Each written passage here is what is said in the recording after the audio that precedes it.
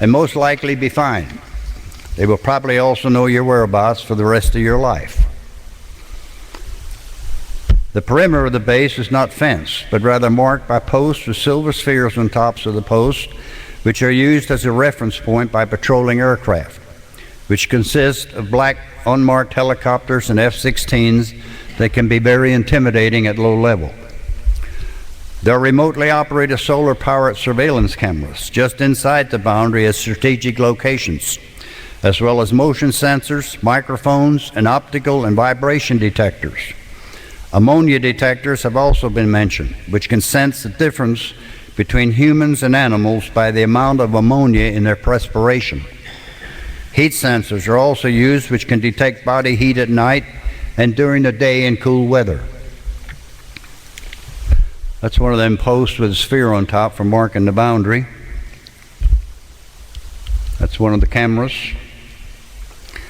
Employees who work at the base sign an agreement to not discuss anything about the base, and should they talk, they give up their civil rights to a trial. May be faced up to 10 years in prison and up to $10,000 in fines. Security at the base is serious business for those who work there, as well as those who attempt to violate that security. Now, I got something to share with you that I just found out about last week. I don't know how this happened, having been there myself, but in May of this year, while trying to sneak into Area 51, a 12-member British film crew was held by agents at gunpoint and forced to lie on the ground for 3 hours while the FBI checked their credentials. Apache helicopters were called in, and Washington phoned London after they were caught trespassing. The local sheriff was called in, and each person was questioned and given a fine of $600, in addition to being threatened that all would go to prison for 6 months. One of the group talked to a guard, and he was told how they could make you disappear, and your body will never be found. He was also told the Apache helicopter had been monitoring them from 2 miles away, and over 20 guards had driven up from the base to deal with them, most of them with guns. Their film equipment was taken, and when they got back to Las Vegas, they were followed everywhere they went that day by unmarked government vehicles. Now, it's my understanding of this that there was about 12 of them filming outside the gate where the guard shack is that you saw. And they claimed that they were there for about 30 minutes and didn't see any guards. When I was out there, and I'll talk about it in a minute, we just got there and the guards were there. They think that the guards were sitting in the guard shack eating dinner and watching a basketball game on TV. So anyway, they were outside the gate for 20, 30 minutes, making noise, and then one of the group went through the gate and knocked on the door of the guard shack.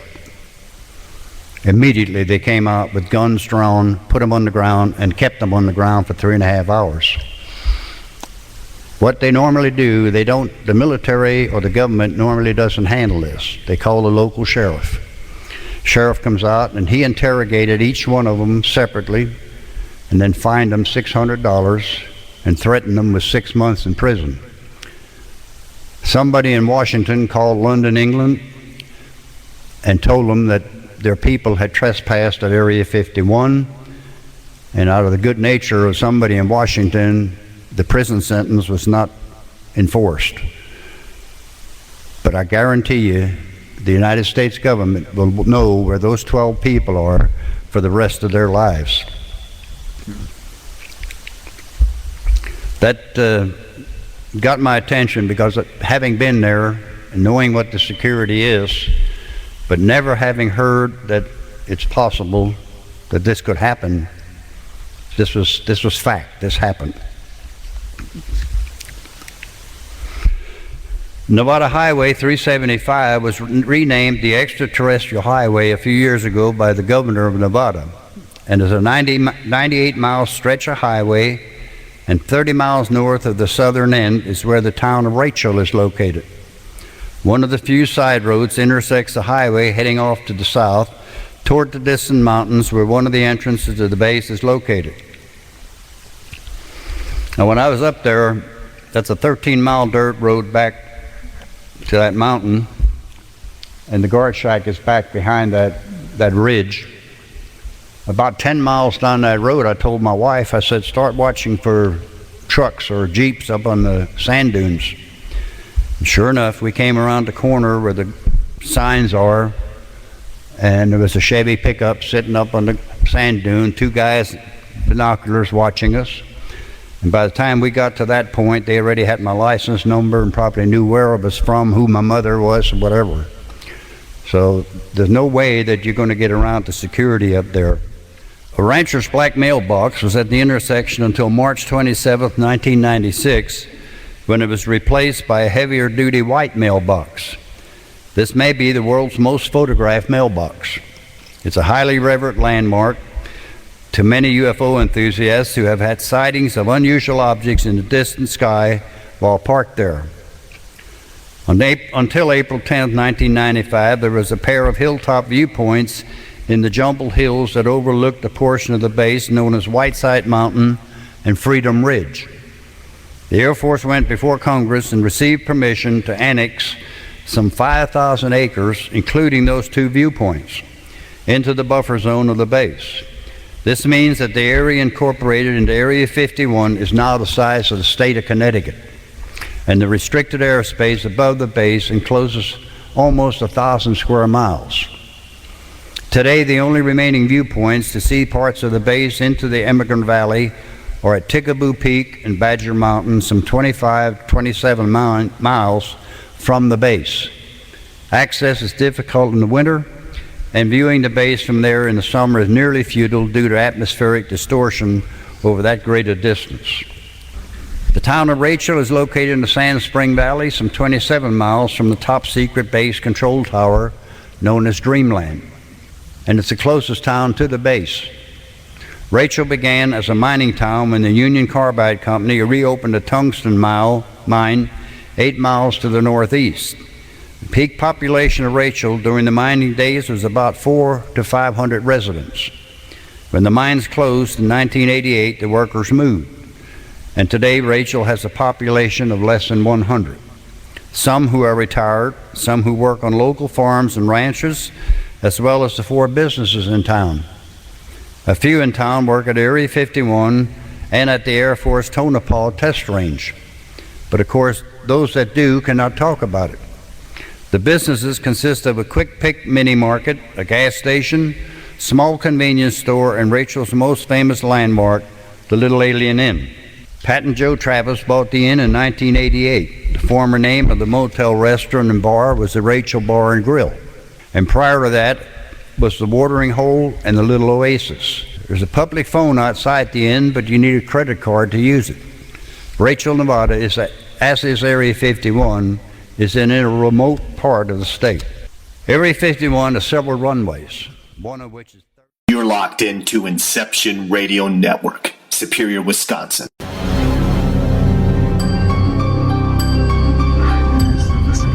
You're tuned in to NightVision Radio, exposing the truth one secret at a time.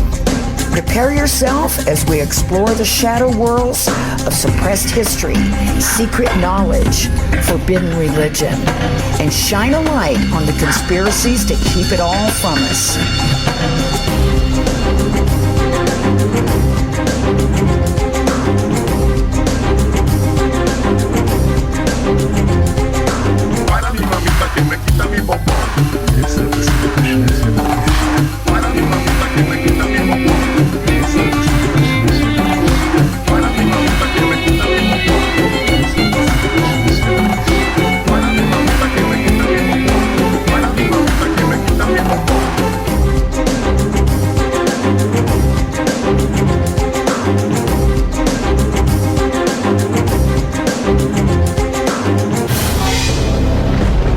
Welcome to NightVision Radio.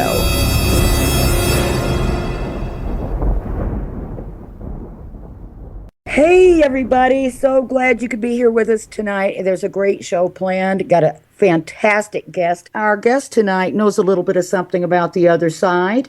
We have Master Psychic Medium George Lugo with us tonight. Thanks so much for joining us, George. You bet. Glad to be here. Oh, I'm so excited to have you on. I heard so much about your work. And, of course, heard a lot about you from our good buddy, Patricia Baker of Supernatural Girls. And she's going to be on this station very, very soon.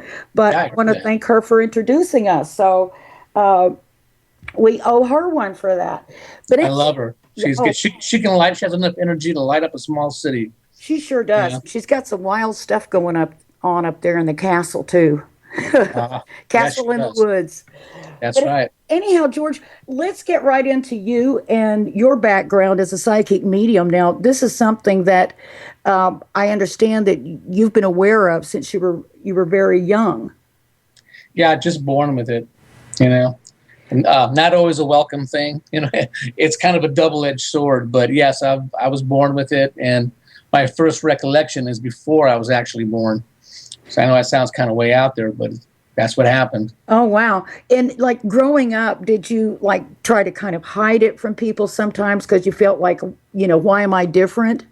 Yeah, you know, I didn't understand it. You know, I didn't have a vocabulary for it. I grew up in a small town, and all these things were like popping out of the woodwork, and I didn't know what they were. I mean, I felt like I was extremely haunted. You know what I mean? Nobody else saw these things or would talk about it. So I thought it was like bad words or something. So as a very young child, I just kind of ran from it all the time, you know. So. And did the fact that you were male also sort of come into play there? Because, you know, intuition and all that, you always hear feminine intuition, female intuition, and it does seem like a lot of psychics or psychic mediums are women, although I know a lot of great male psychics, and we don't have to name them all off. But right.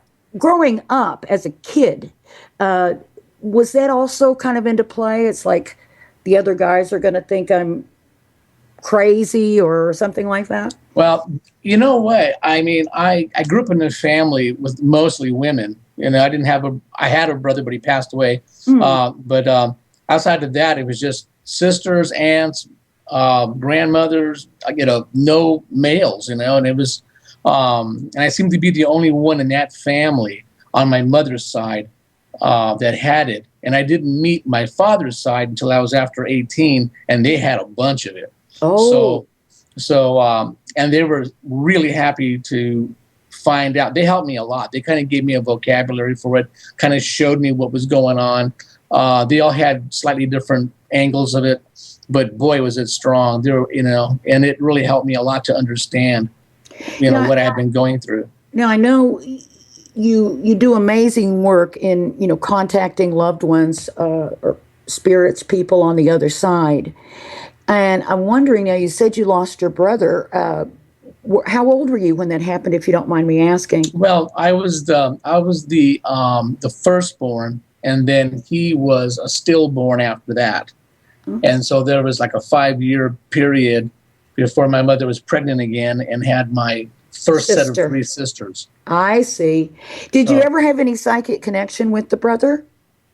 You know, I thought I felt him a few times, but I wasn't really sure. I kind of feel like he's always been watching over me. Yeah. But I'm not, I could never really put my finger on it exactly. Little things would happen that made me feel that somebody extremely close to me was there, but I never met him. You know, I didn't see him either. So I don't know. It's kind of unusual. And now, did you start out? Or have you always been a psychic medium professionally, or was there a time when you were like pursuing other things and you're trying to sort of push this to the side, and then or was it always something that was just so much in the forefront that you always kind of knew? Well, from birth up into a senior in high school, it was something that was chasing me down all the time. And I didn't have a vocabulary for it. And I met my relatives on my dad's side when I was 18. But I was trying to get rid of it all the time. So I ended up becoming a drummer at around 13. So, you know, all that noise kind of just block it out. I thought I could do it with that, you know, and it didn't work. But I lived in Los Angeles for quite a while, toured the world about 6 times, and I played with all kinds of different, major acts and things like that.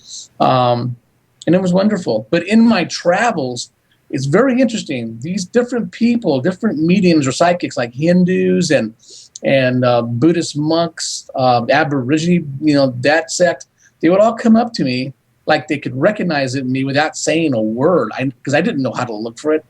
And so they would invite me into their circles to just kind of hang out with them. And I would learn things from them, and I would help them too. So I don't know, just been a learning experience, the whole thing. Now, let me ask you this. After having that experience of having, like you said, they kind of knew their own, they kind of recognized you. Have you developed that in yourself? Oh, yeah, absolutely. Now, when you meet someone, do you know? Yes, I do. I can tell. I can tell if they're a wannabe or they're really got it. There's a certain feel to them. Yes. That you just pick up immediately, that you just know they're the real deal. You may not know exactly what it is until you talk to them. And sometimes, people that really do this for real, lots of them are kind of quiet and they don't say too much. They're sort of quiet about it. Yeah. And so just in a conversation, it'll usually surface and then you're into it, So that's some pretty cool people. Have you ever identified anyone like that? And when they said to you, oh, no, I don't. Have you ever identified it for someone who wasn't aware of their ability yet? Yes. I find that people that, in general, people that think all this is smoke and mirrors or, just your imagination and all that, are some of the strongest psychics or strongest mediums, just because they just don't know. They kind of live in it. Exactly. They live in it, so they don't see it. It's not real obvious to them, but they're actually helping people. They don't know they are, and they're, having these visions, and they just think it's their intellect. Yeah. So, it's like that. That's really interesting. I mean, that's sort of how my mother has always been.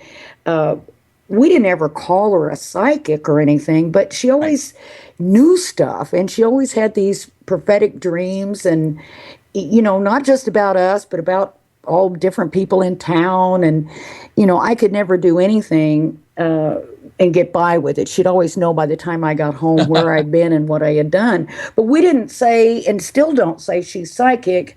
And actually, I think I mentioned to you that I had lost my daughter several years back.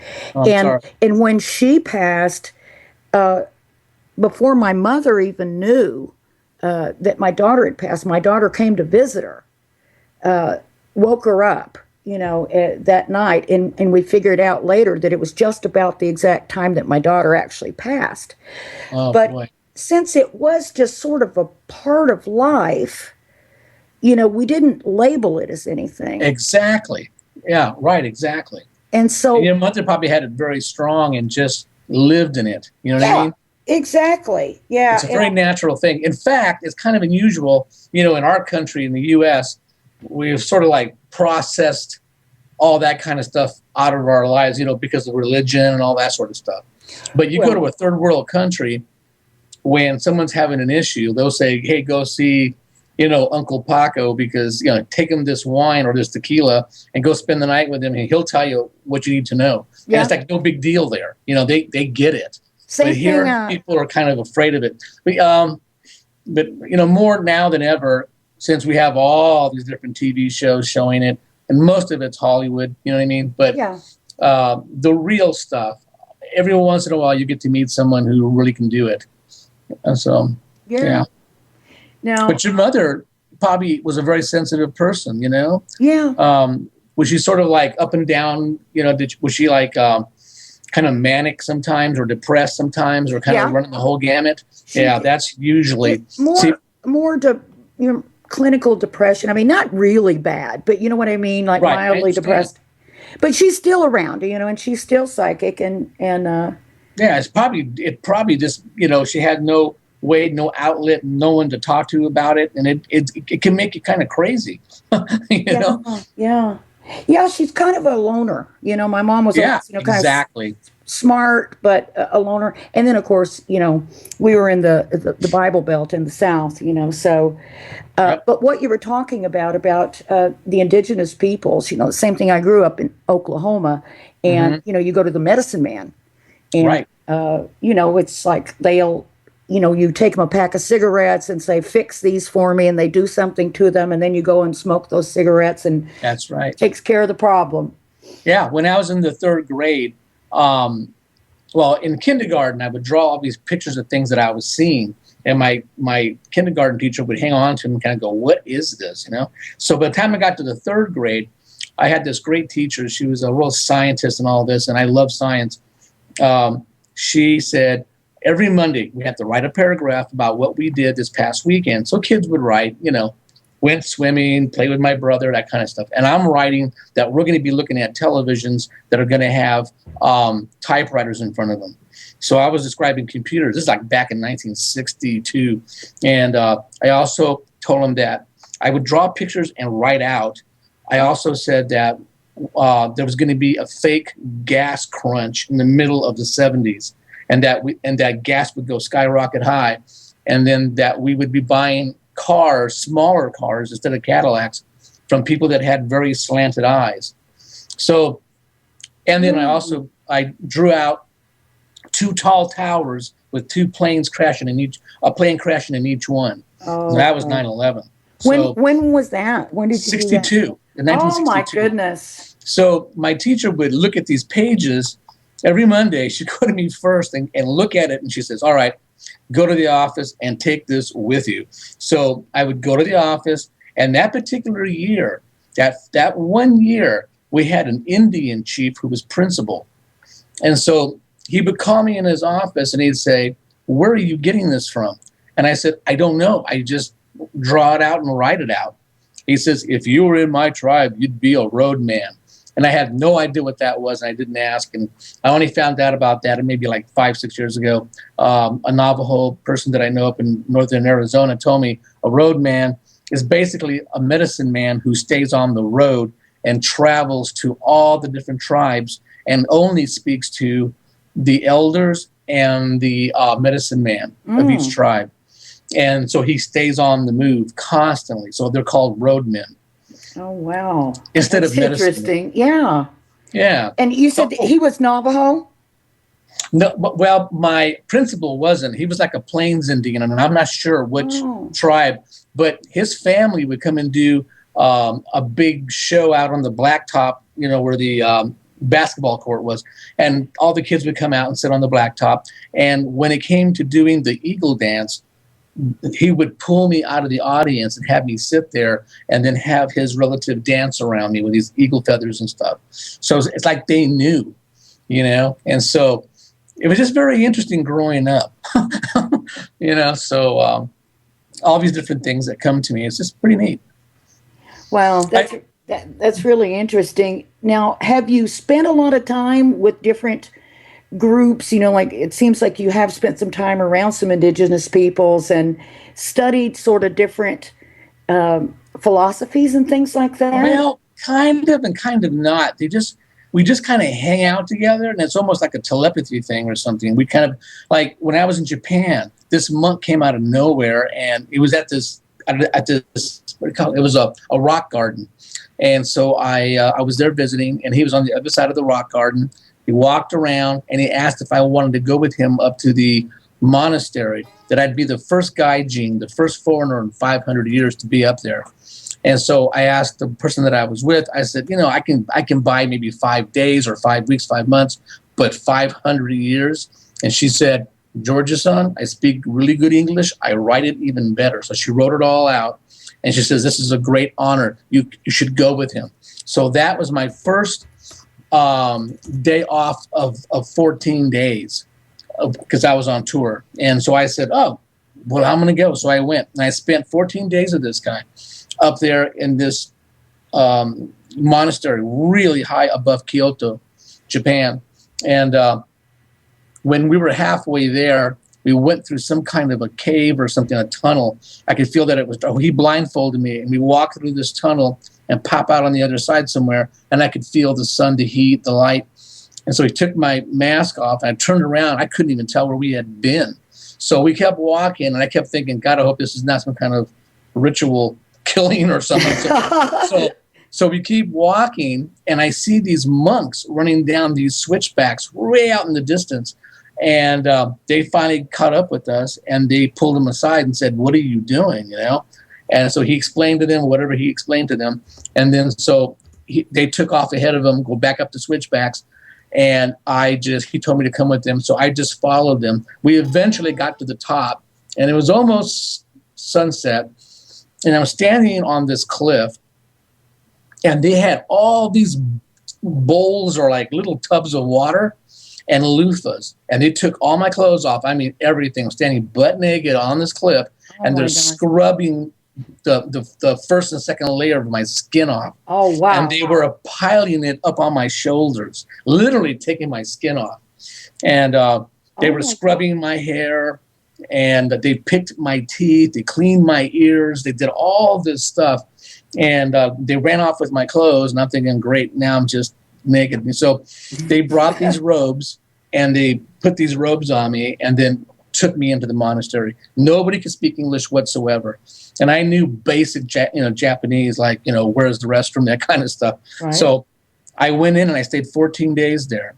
And I did not hang out with any of the young monks. It was all the elders, the very old 80s, 90s, those guys. And I would join in with all of their prayers, their meditations, their rituals. And it was like kind of in the beginning, it was kind of like monkey see, monkey do, because I didn't speak the language. But this monk that I was with, we just had this direct sort of like contact with each other. And I knew what he was going to do next. And I don't know, I felt like I was home, so to speak. Yeah. So I got to do that. I saw some amazing things during those 14 days. And I was the only foreigner there. Well, now, how did you happen to be able to do that? Oh, I was just, it was the first day of 14 days. I had a break for 14 days. Oh, right. And I thought, well, I'm going to look around. Oh, that was from your tour, right? Yeah, while I was on tour, they gave us 14 days off. And I said, okay, well, I'm going to go look around. So that's what I did. You mean, so it really wasn't a planned thing? You just kind of stumbled into this? Yeah, it's never planned. When this happens to me, it's never planned. That is amazing. Same thing. I was before you start another story, we're going to take a quick break, George. Oh, sure. And we'll be right back. Now, we got a couple minutes, and we're going to be back with George Lugo, psychic medium. He's going to regale us with more of his fascinating life. Hang in there.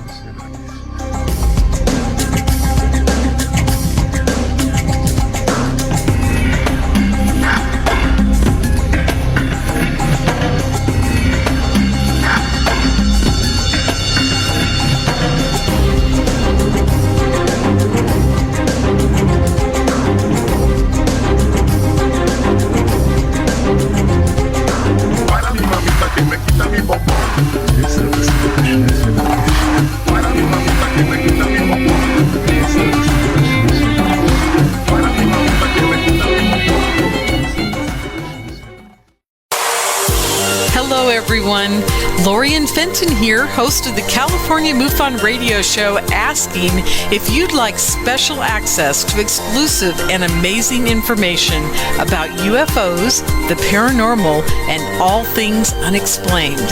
If you're nodding yes, then join IRN's Insider Club. As an Insider Club member, you'll get an all-access pass to premier Inception Radio Network content for only $4.99 a month. This includes live UFO and paranormal conferences, live streaming UFO skywatches, exclusive IRN radio and TV productions, and of course, paying radio with MJ and Ken Storch. So don't wait any longer. Visit InceptionRadioNetwork.com and click on Member Login to join IRN's Insider Club and get your VIP access today. Are you a fan of Inception Radio Network? Do you reckon it's the best alternative talk radio station on the planet? Well, if you do, head to facebook.com/Inception Radio Network and like the page. Tell your friends, spread the word, and keep listening to the best. Do you have a smartphone? If so, Inception Radio Network is the best app for you. Available on iTunes, Android, Samsung, and most other app stores. Just search Inception Radio Network. With the app you can listen live, check out podcasts of recent and past shows, view our videos, see what shows are coming up, who the guests are, and, via the chat room, send live questions to those guests. You know it makes sense. Check your app store now. Inception Radio Network. I'll see you there.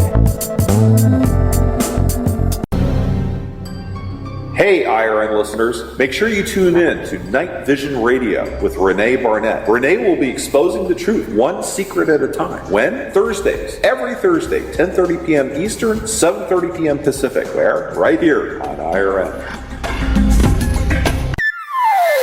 Hello, IRN listeners. This is MJ saying hello and sharing an awesome secret I discovered. It's called DreamNuage.com. Fresh, raw, organic ingredients are used to create all their products. They are made in very small batches to ensure quality and freshness. Handmade in the USA, each product is created with care and with the finest organic ingredients. There are no preservatives, dyes, or chemicals in any product. Stop by Dream Nuage and relax. That's DreamNuage.com. Simple, raw, organic.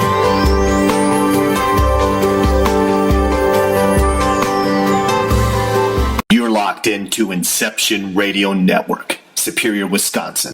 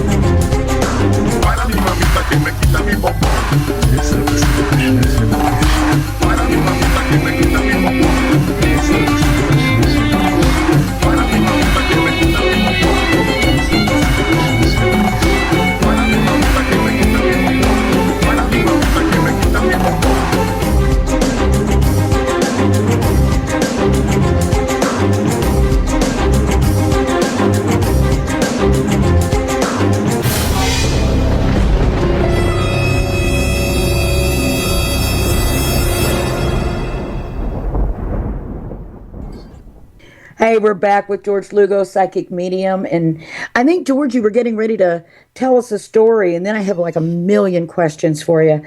Did you want to carry on?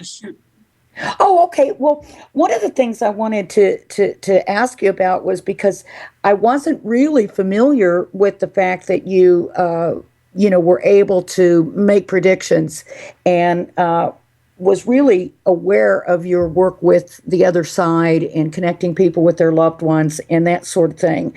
So it's really interesting. And I'm wondering, you had those.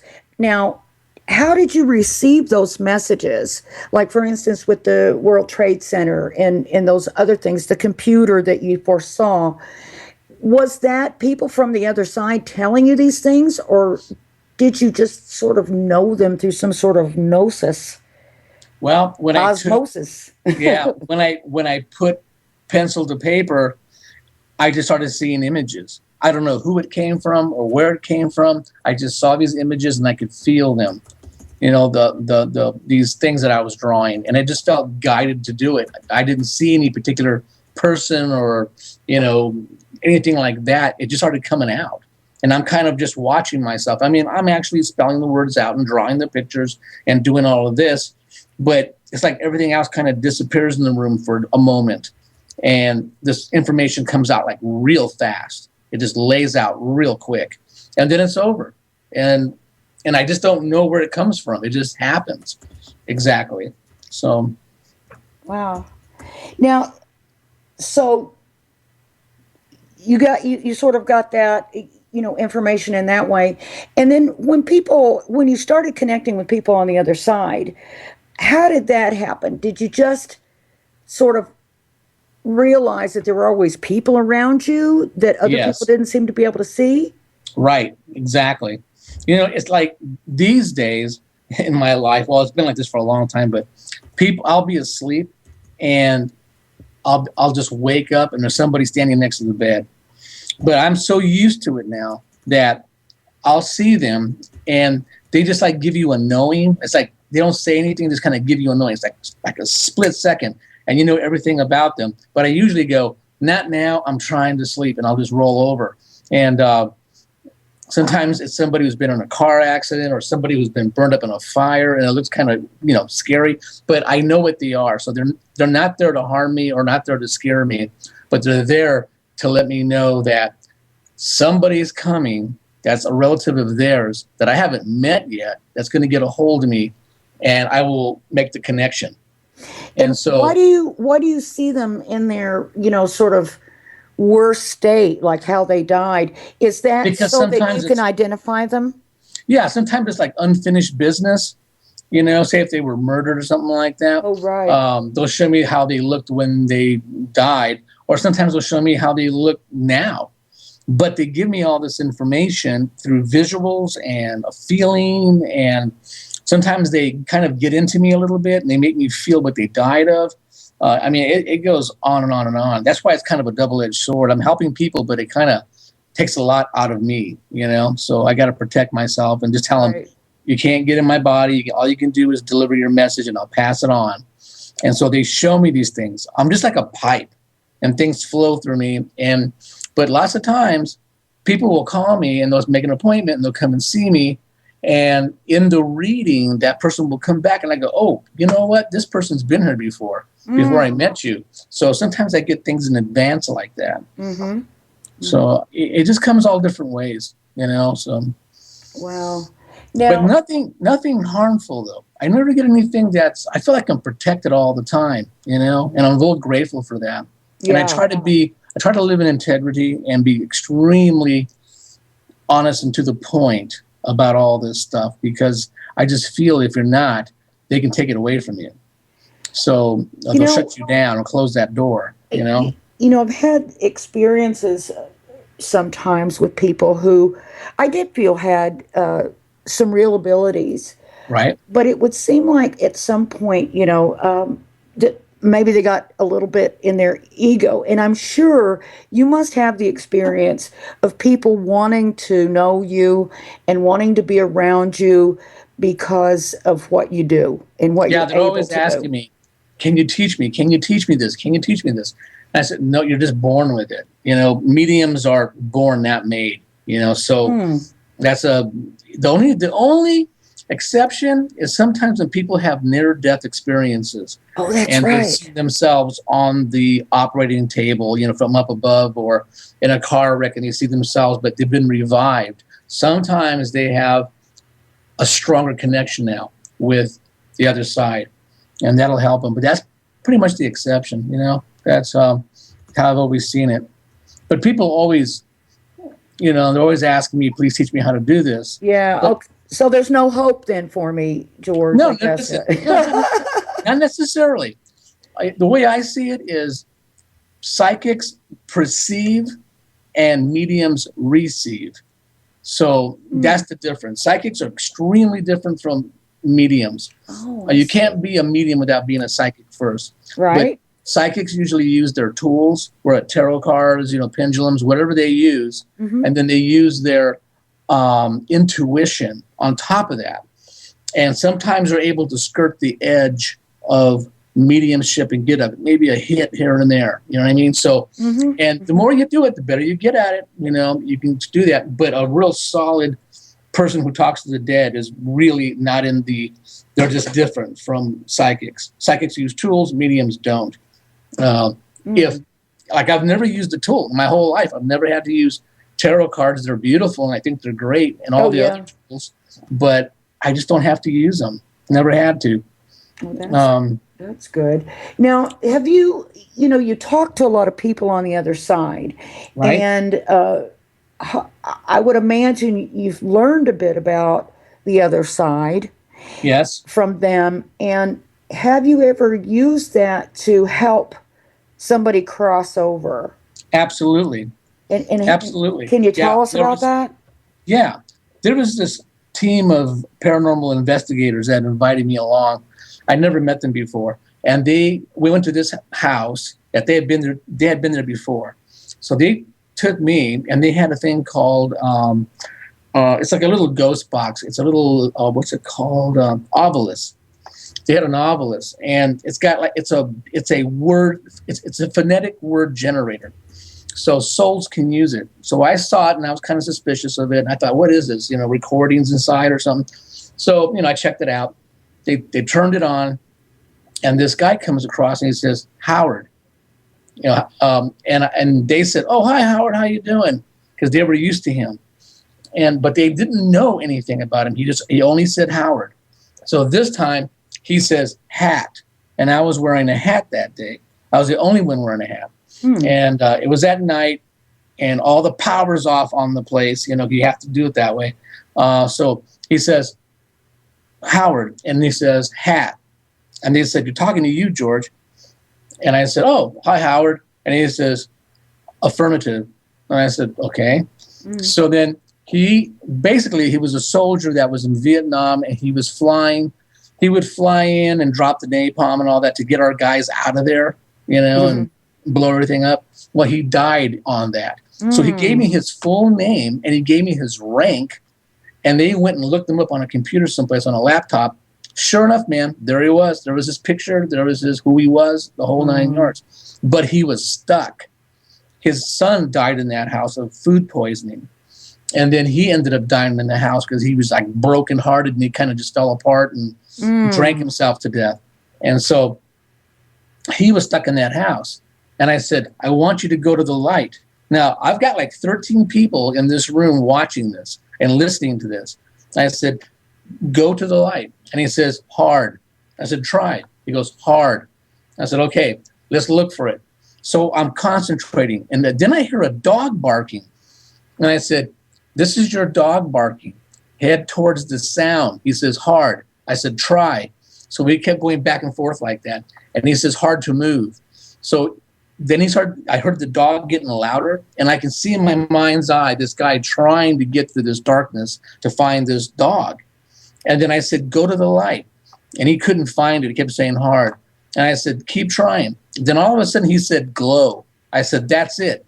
Head for the glow. And so in my mind's eye, I was trying to get way ahead of him to call him towards the glow. Right. But I saw these people standing there. I saw this dog, like two sisters, a mom and a dad, and they were standing there. And they wouldn't come into the dark. They stayed in the light. But it looked like a sunrise. And so he saw it. And I kept saying, keep trying. And he goes, affirmative. And so he kept trying to go. And I said, are you there yet? I said, go to them. And I could hear the dog barking louder and louder. And so he keeps going. Finally, he says, mother. And I just said, head for your mom. Go to your mom. Go to your dog and your family. Keep going. And he says, better. And he kept saying, better, better. And I said, just go there. And then he says, home. He says, I am home. And I said, great. I said, good. And everybody in that room was crying. They're all crying. And because this guy had been suffering for a long time. He died in 1967 is when he died, 1967. So he made it into the light. Everybody in that room. Oh, and before he went, he says, George. He called my name. Oh, my gosh. And he says, stand. So I stood up. And I said, hey, listen, you can't get in me, but you can talk to me, okay? You can't be inside of me. Because I kept feeling this cool swirl in my chest, and that's how they do it sometimes. And you know how you drop a little drop of like food coloring in water, and it kind of swirls? Yeah. That's kind of what it feels like inside your body, and it's very, very cold. And so one of the researchers in the group, they had all these devices all over the place. One of them shot my chest with a temperature gun, and it was at 32 because we could see my breath, and it's like boiling hot in this place. And I said, well, it can't be 32. I'd be frozen. It's the atmosphere in front of me someplace, and that's that temperature. And this guy, Howard, he says, George, he goes, friend. And he goes, thank you. And and then one of these K2 meters slid across the table right up to my crotch, basically, and it lit up. It just fanned all the way up, bright as could be. And my right arm, my sleeve started going up my arm, and there was a guy sitting next to me. He saw that, and he got up and he walked around the other side of the table. And I said, it's just him. He's just, you know. And so after that was over, I said, are you still there? And nothing. I said, are you still there, Howard? Nothing. So he made it. He made it into the light with his family. So that's amazing. Yeah. So these people all witnessed this, and it was very emotional and very sensitive. But, you know, I mean, I was like falling apart. I really fell apart after because I felt good for him, you know? Yeah, absolutely. But you can help souls cross over when they're stuck. You just, you know, you have to try, and they'll do it. Oh, a little effort, they'll do it. That is wild. Now, before we get too much further along, I did want to tell people how to get hold of you, George, because you do readings in person and you also do them over the phone or Skype, right? Over the phone, worldwide. Yeah, worldwide. And your website is crystalgatereadings.com. And you can go there and you can see a little bit about George on there, and you can see about making an appointment and all that good stuff. Is there a long wait to get an appointment? I'm about 3 years out. What?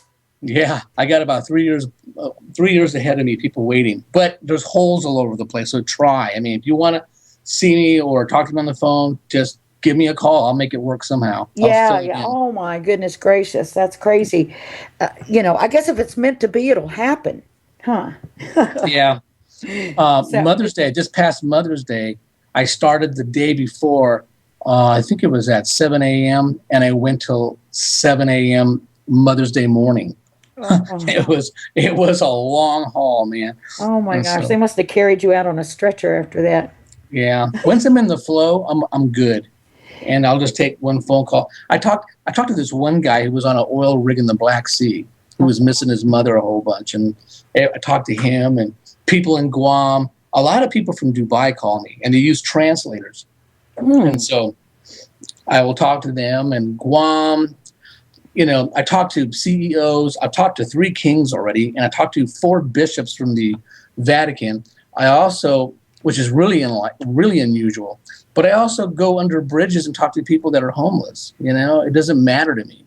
So I just try to do what I can do. Yeah, absolutely. Well, that's amazing stuff. I tell you. Now, if I could just throw a quick question to you from the chat room. Durr wants to know if you have a spirit guide. Sounds like you have a lot of them. Yeah, you know, that's a great question. And lots of times the way I see it, I know I do, but I don't see them myself. I feel them around me. You know, what I do is like seeing your feelings. But I do know this. When other people come to me and they go, you know, who's my spirit guide and who's this and who's my angel and all this stuff, you know, I look into it and I've noticed that souls, everyone has souls around them, and they're usually family members. And sometimes they give you what you can handle, or they'll give it to you in a way that you'll listen to them. So they might come as a monk guide or an Indian standing on a rock who is a guide, but it's actually your Uncle Frank and your grandmother, you know, because that way, also stars. Sometimes people will imagine like Brad Pitt or someone like that. And they can understand why he came to them, you know. And so they're delivering messages to these people who they'll listen to. You know what I mean? So if it's like an Indian chief, you're like going, wow, that's heavy duty, but it's actually your grandfather posing as an Indian chief. And they give them all this information. The only reason why I know this is because sometimes they'll come in that way, and I'll just ask in my mind, you know, who are you really? And they'll say grandfather.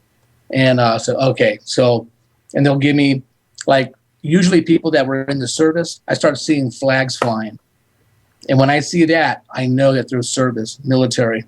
all kinds of different signs and symbols. I've been doing it so long that there's like these, they kind of give me the signs occasionally that I can know right away where it's going. And see, in my mind, when someone's sitting in front of me, I fire off all these questions in my head. I don't tell the client this, but I'll say, I'll ask, give me a phone number, give me an address, give me something that will validate who you are, that this person will know who you are. So that's how I do it. And then eventually they start coming in with pictures. They only give you what you can handle. So they give you pictures of events, things that are very abstract sometimes. And so I try to like deliver the mail, not read it. So I'll just give it to them straight and they'll go, I know exactly what that is. I'll go, okay, well, this is what they're saying. And so that's how my messages come across, like that. Do you, is it going on all the time? I mean, like right now, is something going on, and are people, is there any, anything that's, someone's wanting to say, or are you able to just focus on what you're doing and only get those when you invite that in? Yeah, if you're asking me, can I turn it off? Yeah, I can turn it off. Yeah. And just have a regular conversation with people. Sometimes, depending on how tired I am, if I go into public, like a grocery store or something, I start picking up things right away. So I try to turn that off and just have like a regular life. It's kind of hard sometimes. Now, when you say it depends on how tired you are, the more tired you are, the more they're able to get in, or? Well, no, I get lazy about protecting myself from it or turning it off. You know what I mean? And so if I'm tired and I sit down like on a park bench and somebody walks by, I might have my eyes closed for a moment and I just see who's walking next to them. And then, people that walk up to you and say, hey, listen, I see your, blah, blah, blah. I call that attack readings. And I think that's really not a good thing to do. It's kind of disrespectful to that person unless they really want to get a hold of that person. And they'll let you know if they really want to get a hold of that person walking by. They'll tell you, say this or do that, and you'll get their attention. And then you can start from there and kind of break it in. For instance, I was at a video store and I was in the aisle I was standing up looking for videos, and there was somebody crouched down halfway down the aisle looking for videos. And I didn't know if they were a man or a woman. They were all in black and they were like rifling through the DVDs. And I saw this man standing behind this person that was crouched down. And this guy had a really pronounced round belly, and he had jeans on and like boots, and he had this black t-shirt on with a partially showed a tattoo kind of sticking out of his arm. And he had like Elvis hair, greased back and kind of pulled out in the front. And he had his hand over this person's head, and he was like stroking her hair. But I could see light between his hand and her hair, her head. I could see this light coming out of his hand, and he was stroking her hair. And so it was like a split second, but it happens really fast, but you get it all very quickly. So then I just kind of walked over. I said, hey, there was a guy standing behind you. And she stood up, and she was like, 3 inches taller than I was and twice my weight. And I'm kind of going, oh my God, don't hurt me, man. And so I just said, there's a guy standing behind you.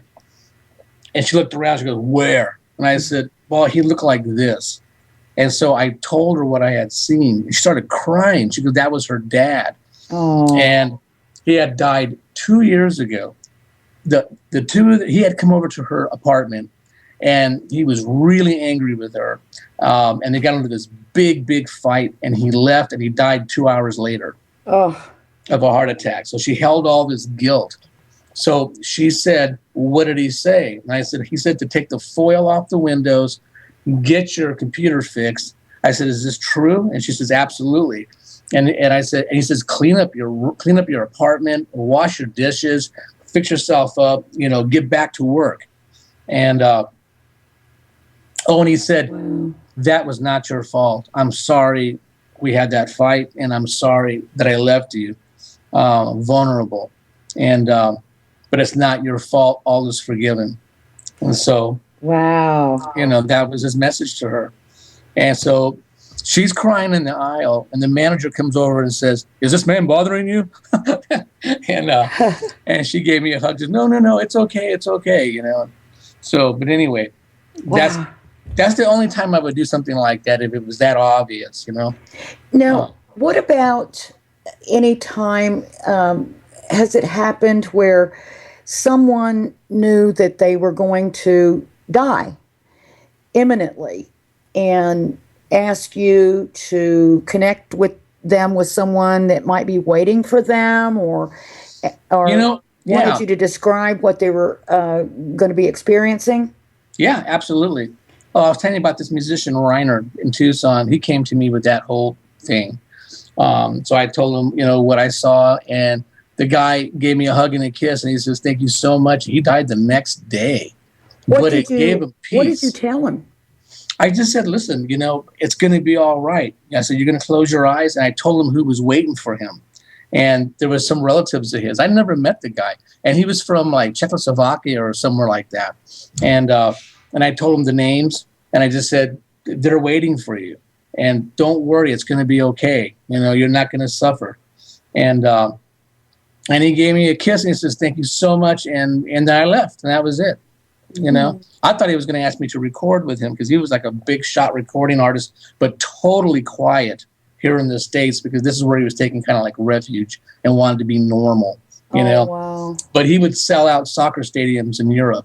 He was a big shot there, musician, a blues player. He played a dobro, and he played the blues. And anyway, yeah, he was a really interesting guy. Wow. Yeah. And, they had all kinds of memorials for him around town. And there's this big nightclub where they did this big thing. His band was up there. They were called Giant Sand. And they were up on stage, and they were rocking the place. And, they had his guitar on a chair full of flowers around it. And I was getting ready to leave. There's a line down the block, to get in to do this thing. So I was getting ready to walk out the door, and then I heard my name being called over the PA. So I went back in, and one of the musicians had pulled a paper out of his shirt, and he says Reiner wanted me to sit in with them and play a couple of numbers. So I did. So I got up there and played with all of them. Wow. Yeah, that was very sweet. But yeah, it's just, I don't know. That's wild. It's just how it is. That's really wild. Well, we're going to be back in just another couple minutes with some more of George Lugo's life, and we're going to talk about those predictions that he made as a kid and see if he's got any more for us for the future. Hang in there with us. We'll be right back.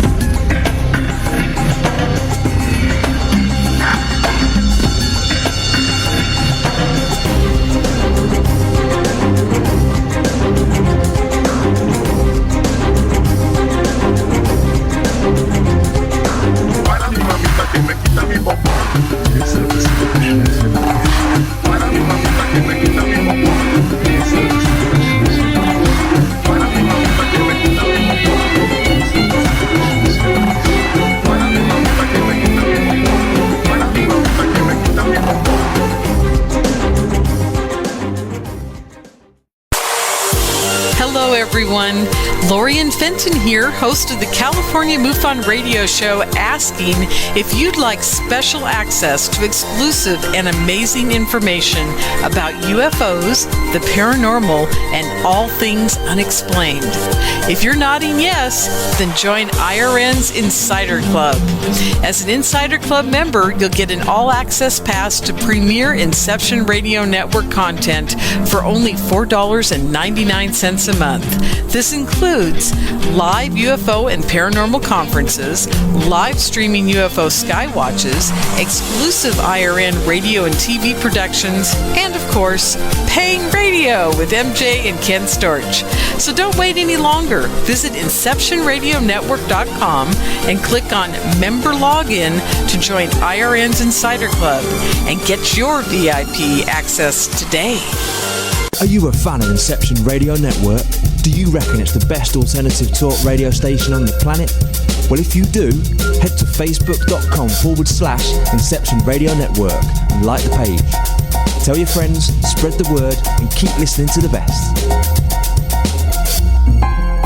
Do you have a smartphone? If so, Inception Radio Network is the best app for you. Available on iTunes, Android, Samsung, and most other app stores. Just search Inception Radio Network. With the app you can listen live, check out podcasts of recent and past shows, view our videos, see what shows are coming up, who the guests are, and, via the chat room, send live questions to those guests.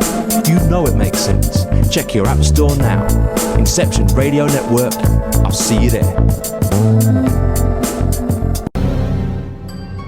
Hey, IRN listeners, make sure you tune in to Night Vision Radio with René Barnett. René will be exposing the truth one secret at a time. When? Thursdays. Every Thursday, 10:30 p.m. Eastern, 7:30 p.m. Pacific. Where? Right here on IRN. Hello, IRN listeners. This is MJ saying hello and sharing an awesome secret I discovered. It's called DreamNuage.com. Fresh, raw, organic ingredients are used to create all their products. They are made in very small batches to ensure quality and freshness.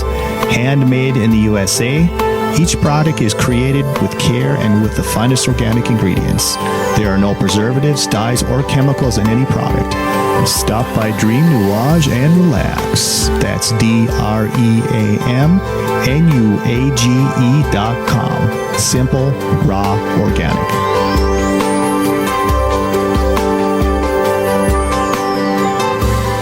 You're locked into Inception Radio Network, Superior, Wisconsin.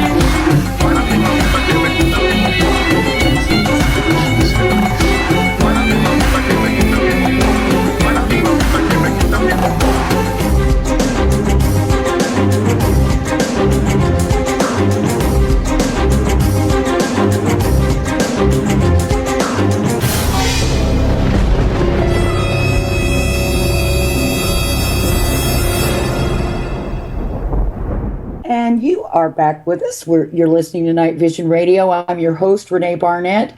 Our very special guest tonight is medium George Lugo. George, during the break, you were doing a little bit of spontaneous reading for our wonderful producer, MJ. And we also, you also brought up animals and dogs, and I noticed that the chat room had been buzzing for quite a while about dogs after you told the Howard story, and they were speculating on doggy heaven and this, that, and the other, and I'm thinking, well, if he was following the dog, then that must mean dogs are going to be in the afterlife. I mean, I have some beloved pets on the other side, and I'd love to see them all again. Is that possible? Absolutely.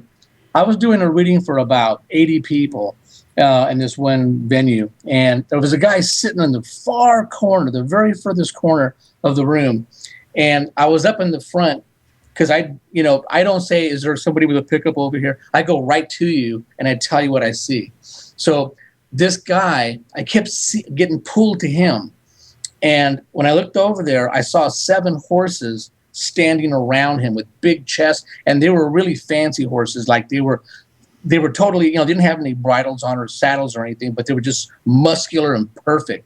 And there was 7 of them.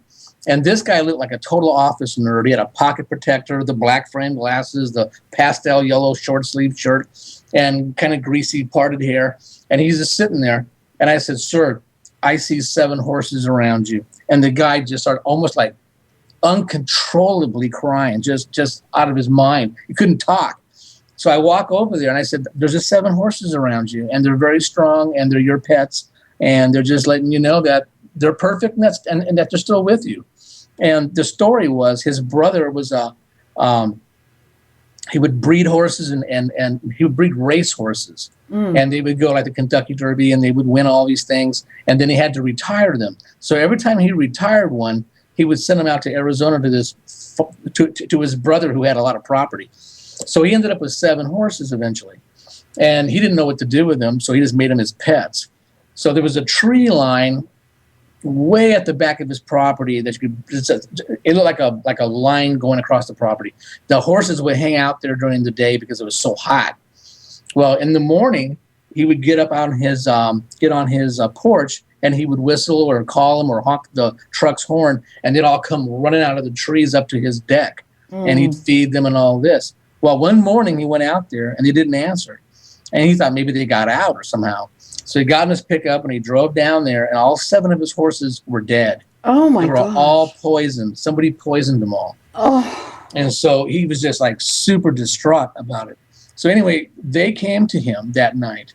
And but what I can tell your listeners is that sometimes it could be either pets or people that have crossed over, and anyone who's left, any of your dogs or cats, watch them, because they're very attached to those people, and they can kind of see things better than we can. So if you ever see your dog like pick up their head, or your cat, and they're looking at something, like tracking something going across the room, that's usually a soul that's probably attached to you.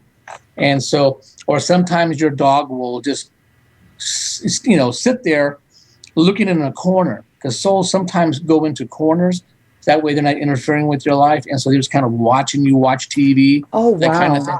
And so, that's really strange that you would say that, not to bring my personal stories into it too much. But I remember after my daughter passed, for the longest time, I felt like she was up in the corner in my bedroom. And I would always be drawn to that corner right up by the ceiling. And I would kind of talk to that spot. And I don't know why I felt that, but I did. It's the first time I've heard anyone say that they do try to kind of stay out of the way. Yeah, they kind of stay out of the way a little bit, because you'll feel their energy. Wow. And you'll know who it is. That's another thing. When you guys start sensing things out there, don't use your mind so much. Use your heart more. Feel what you think you're seeing. Feel it. And that way they can communicate with you a little bit easier, or they'll let you know that it's them. There's all kinds of things like that we can do. That feeling you get when you're in a room and you're by yourself and you get this feeling like someone's in there with you? Yes. But there's nobody there? That's usually a soul listening to your thoughts. So let's say you're washing the dishes and you think you want to buy a new car, and then you begin to talk yourself out of it because of finances or whatever, and then you get that sensation like someone's in the room. Well, we usually go to our logical mind and we think, wow, did somebody just pull in the driveway, or there's somebody in my backyard, and then we forget about the car altogether. Always try to remember what it was you were thinking about when you get that sensation, because that's the soul telling you, go get the car. Start looking for that car. Since we're on the physical side, we have to, get on the internet, go look, talk to people to find the car you want. What they do as souls is they jump ahead of you and they open that door of opportunity. And they do it with, also like goals. Like you have this long range goal and you're thinking, man, I'm never going to be able to obtain that. I don't have the skills or the knowledge or the materials to do it. And then somebody comes out of nowhere and they'll just say, hey, René, I don't need this anymore. Here, you take it. And it's the perfect thing to get you to that goal. And so, I call those people heaven sent, because they're real people, but sometimes it's some relative of yours will put that person in your path. And you just take it and say thank you, And so that's another way that souls reach us. I think we've all had that sort of happen, and then we probably just say, "Oh wow, what a great coincidence! I just needed that. That's exactly what I needed," know. But you're right; it's so synchronistic that you really can't, ignore it. Okay, here's the other thing to look out for. When that does happen to you, when that message comes to you or whatever that is, and you think it's your dad or it's your mom or somebody like that, they usually will sign off on it immediately. Like you might hear their name called in public. You might see their name on a billboard or a street sign. You might turn on your radio and it's a song they loved. So they usually will acknowledge that it was them on some level. And that way, and you just say, thank you. And they're always trying to help us. I mean, they cannot change our life path, but they're allowed to nudge. And so they live in our intuition too. They, ask them. And you don't have to do anything. You don't have to hire a bunch of Indians to jump around your living room to try to bring them in. You don't have to do anything like that. You just sit down and talk to them like they're in the room with you. All you have to do is work with love. Just work with love. Just think of them in a very loving way, through a memory, through, they're just a thought away.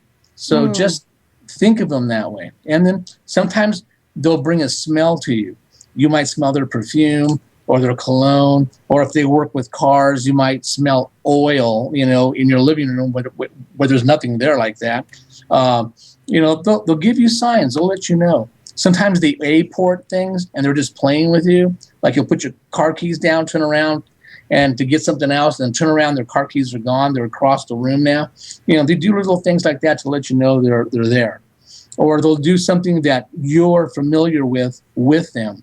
And they'll, do something that's kind of funny that you'll catch it and go, boy, my mom used to do that all the time. Yeah. And so that sort of stuff. Yeah, they're around us all the time. It isn't really that big of a deal, so all we got to do, and it's not even having to believe, it's just a fact, that they're around us.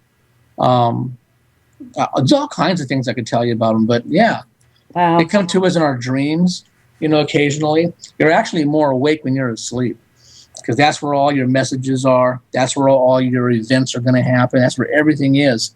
So when we're awake, that dream stage kind of percolates up into our awake stage, and not knowing all the time, sometimes we use some of that stuff to get us through another day, So, yeah, it just goes on and on and on. Wow. Now, early in the show, you told us about when you were a kid and you would have these ideas or these thoughts or predictions, I guess, that would come into your mind, and you would write them down or you would draw them, and your teacher was collecting them.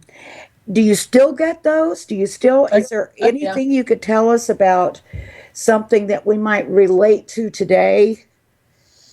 Atmosphere. I just feel the atmosphere, the whole world's atmosphere has been changed by us, and it's going to be a lot of, I just kind of, I don't want to be doom and gloom, but I do feel like there's going to be like a lot of people passing away now and in the near future, lots and lots of people, but I mean worldwide. It's not going to be just the States. It's going to be Europe. It's going to be South America, Africa, all of it. I just feel that there's a lot of, that kind of thing looming, and it's man-made. And I feel that it's in the atmosphere. It's been changed. And so you can expect some interesting things to happen. I feel people are getting kind of fearful. I also see the very good stuff too. There's a lot of really wonderful things. It's easy to talk about bad stuff. It's a lot harder to talk about good stuff. So really, our attitudes need to be adjusted a little bit. And we need to love each other a lot more, It's just, that's the name of the game. This atmosphere thing, is there something that can be done to change it, or have we already passed the point of no return on that? I feel like we've passed the point, and I feel like they're still working on it and figuring out other ways to sort of mitigate the damages. Yeah, to just like stay in the atmosphere. It just feels atmospheric to me, and that people are breathing all this stuff in, and it's just not good for us. And you're just going to see a lot of different changes in our children. That's another thing. The positive thing is a lot of children are being born with amazing abilities. Absolutely, just how in the world can they know that? You know what I mean? And it's not just a child. I'm talking like as soon as they can talk, they can say things that are so adult or so knowledgeable, and even use a vocabulary that you might not even know. You know what I mean? I could tell you something now about somebody that came to me. Actually, well, this person came to me, right? And he's got all these PhDs and a box full of master's degrees. And he, really a happy guy. He had big eyes. He's real happy to sit down. So I'm reading for him. And I said, I get this really weird sensation from you. And I'm seeing I think it's a language. It's always like chicken scratch and kind of weird geometric shapes and all this stuff. And he kept smiling bigger and bigger. And I just said, okay, now what is this? To me, it feels alien. And he says, that's exactly right. He says he was born and he never had like a normal dream pattern. He would always dream of these symbols and all this stuff. So he said he became really aware of it when he was at the beach, and he fell asleep on this kind of deserted part of the beach. And when he woke up, there was all these symbols around him in a circle that went out all like 20 feet. So he took pictures of it with his cell phone, and it's alien. It's of alien origin, and it's a language. And to take it even further, NASA is teaching all the astronauts this language. And there's 7 languages altogether. So NASA sent him to me to see what I could get out of this for him. So he's training. He's only 26. And he's training all these astronauts, these other languages. So get ready for that. But that's coming too. And so about 2 months later, I get another phone call. And it's this Japanese girl who's calling me from Australia. Exactly the same thing. And I just kind of put it together, and I just said, do you work like on this team that's like helping the astronauts? And she started laughing. She goes, yes, I am. They told me to call you. And I said, wow, that's amazing. She goes, yeah, there's about 7 languages that our astronauts are learning that they're going to need it when they go up and all that kind of stuff. So did they tell you, it's all classified or? Yeah, it pretty much is. And I just kind of blew it. Oh, I hope I'm here tomorrow. So, I hope so too. If you disappear, we'll look for you on another planet. But now, this atmospheric situation, do you feel like that's tied in there with maybe colonization of other planets or that sort of thing? I think they're trying to lower the numbers on the planet. That's what I'm really thinking they're trying to do. There's going to be a lot of different illnesses, a lot of viruses, a lot of, things of that nature that are going to be kind of plaguing all over the place. And just, you'll see it. It'll take about, I say another 8 years from now, things are going to be really different, 7 to 8 years. The way we live here, unless they can somehow change all this, but I don't see any of that changes. I see it's going to get stronger and a little meaner. And so just got to hang in there. You hear, about secret societies. Somebody in the chat room earlier mentioned the Priory of Zion. And I know I've done some research into those areas and met people who, purported to be members of these secret societies. And it seemed like they all talked about some coming event. And they referred to something called the culling. And it very much sounds like what you just said about they're trying to lower the numbers on the planet. I wonder if there's a tie-in with that. Could be, it very well could be. It just, I don't know anything about the Zion thing, but that's, what I'm getting, what I'm seeing, and what I know is happening. I feel like, they're kind of dumbing everybody down. Tell them, don't worry about it. It's okay. You're not really seeing this. And, and it's happening. It's subtle, but it's going to snowball. Yeah. And so I'm just. And this is related to the sort of climate change deniers. Oh, yeah. Yeah. Yeah. So, it's everything. But I think it's more of an atmospheric thing where it affects our bodies. It makes us sick and all of that. I know that in Arizona, there's a place I used to go to. Now it's off limits, and it's also guarded by the government. But all the plants up there are turning purple. Everything's turning purple up there. and they won't let you up there. So it's What was that? Some kind of a test site or something? I don't know. I don't think so, but I could be wrong. I just don't. Where is it in Arizona, or can you say? Mount Lemon. It's Mount Lemon in Tucson.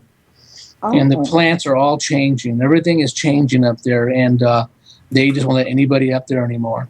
And there's kind of like a spider webby looking substance to it, or whatever this is. I don't know if it's, a hole in the ozone that happened to zero in on that area and kind of turn everything purple. But there's something definitely going on with our planet and our atmosphere. The world is actually a pretty small place. If you've done any traveling around the world, it really is a small place. It's not that large. And we need to take care of it. I don't know if it's to the point of no return, but it's pretty dang close. It's heading in that direction. There are a lot of things that are being done that are really obvious, that everybody's saying, I don't see it. It's not happening, So anyway, that's a whole different thing. But hopefully I'll get some sort of like vision of a more positive thing. But I think it's going to be within our children. Are all these, for the last probably, I would say for the last probably 15 years, there's a whole new breed of children that are being born that are just absolutely insightful and just have information that is just mind blowing. And you'll see it. It's coming out more and more all the time, but you'll see it. You'll have experiences with it. I'm sure some of your listeners have children that are that way, that are just brilliant. Yeah, I have one like that.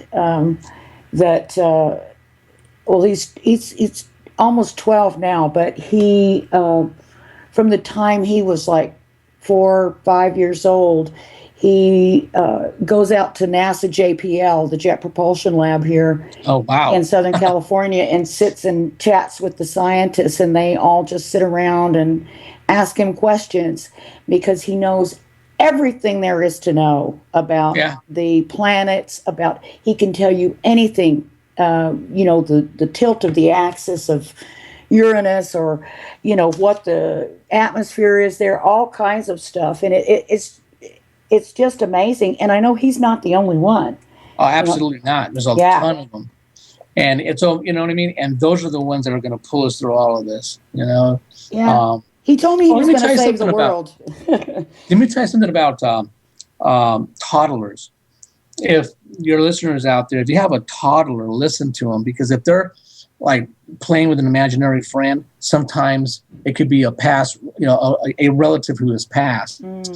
Because when we're born into this world, we kind of remember the other side. And so we're acclimating to this environment and our parents and all this stuff. So parents out there, if your kids are doing this, sometimes they may blurt out a name that they don't know, they never met that person, and they're part of the family that's crossed over. And sometimes they'll give a piece of information like their name or what a habit they did, or things of that nature. And I would just say, tell the parents to just go with it. And then what did he say? And then what happened? And then, and that little child will tell you a lot of things because they're still connected to the other side as they're coming into this world. And then eventually around 5 to 7, you start kind of like just completely coming on this side.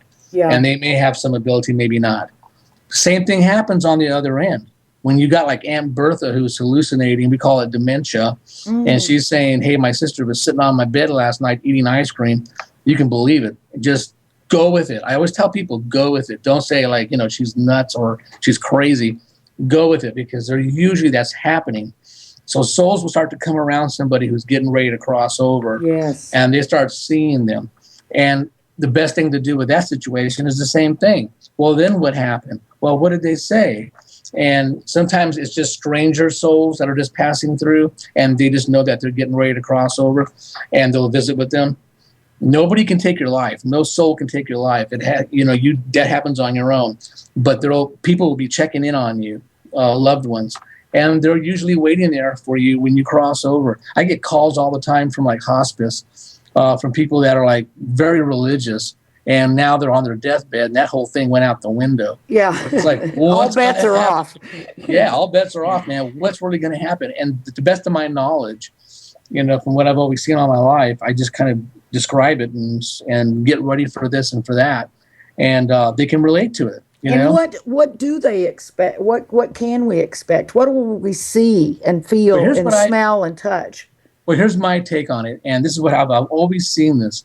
There's everybody goes into a life review when you cross over, but usually in the very beginning, right before you cross over, you have souls that come around, usually family members, and they take away your fear of passing. And so it's just transition. That's all it is. So the only thing that I think people fear is how they're going to transition. Are they going to die in a car crash or get stabbed to death down some alley or something? That's what people are really afraid of. But the actual passing, once you're past that point, it doesn't really matter. But what I've always seen is that souls will come around you and you'll notice them. Things will happen. Sometimes you'll even see them. And then when you do cross over, you go into a life review. So everything that you've ever done in this life here is repeated really quick. And the way I've always seen it, it looks like an embryonic sac. I know it sounds kind of strange, but like a paper bag or embryonic sac. And that soul is in there that just crossed over. And they're seeing everything they've ever done. But it looks like several strobe lights are going off in it at the same time. Each little flash is a part of your life that you lived when you were here. So you get to feel all the love you've put on someone, and you get to feel their personality, and you kind of get to be them for a moment, and you feel how you opened their lives and you just expanded them, and they just felt true love with you and this kind of thing. So that's great. And so then you go to the other end of the spectrum, is where all the bad things you did and intentionally and sometimes non-intentionally, but you get to be the person you did it to and go through what they went through and how you changed their life or kind of tweaked their head a little bit because it was a very bad thing. So you got to live through that again. But it happens like how we are right now in real time, but there's like a split second. Your whole life, the way I've seen it, lasts about an hour, hour and a half. And then it's hard to kind of describe because there is no time there. But anyway, when that's over, I see them come out of this bag or this sack thing, and there's usually 2 or 3 tall purple beings, and they look like angels to me or something. But they're all kind of like they look compressed. And then when that person comes out, they kind of fan out a little bit.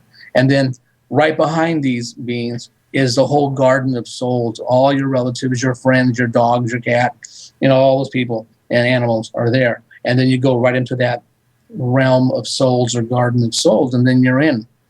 And so I feel that the real hell we go through is in that process of life review, because you get to be the person you did bad things to, and you get to be the person that you did loving things to. You get to feel their personality. So it's a very unusual kind of feeling, but that's how I've always seen it. Wow. And so it might sound crazy, and then also reincarnation. Here's what I've seen about that. You don't have to reincarnate. You can stay there for eternity if you want. But I've noticed that people usually don't think about reincarnation. Souls don't usually think about reincarnation until everyone they've ever loved and have been close to has crossed over. Wow. So meanwhile, they're trying to help you. George, I hate to break in. That was a beautiful picture that you painted of heaven for us, or the other side. The music's rolling and we've run out of time. Oh, thank you so much. George Lugo, thank you so much for joining us. Next week we got remote viewing, so please stay right here on IRN. Yay!